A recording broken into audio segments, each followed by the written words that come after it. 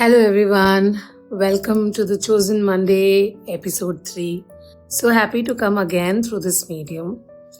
I was thinking about many things and there were a lot of thoughts in my mind about what to share. But this morning, the Lord inspired me something very specifically for this format, and so here I am. I'm going to talk to you about building legacy. I keep saying this, like, where's the joy in being selfish, in building everything for yourself, only to leave empty-handed in the end? Bible says, what does it profit a man to gain the whole world and yet lose his soul?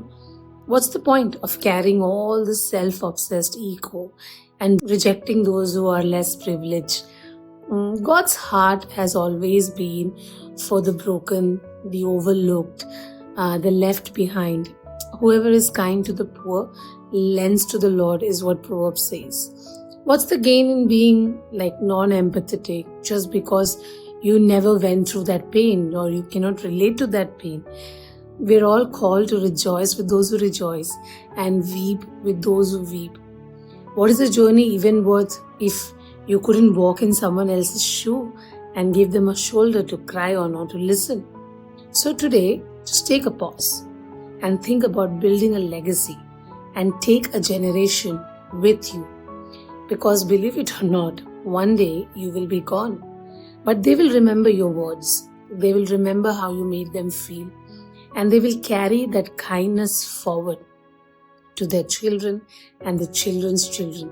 When kindness is spoken of, they will say, you were the source. You did not turn your face. You did not harden your heart. You were patient.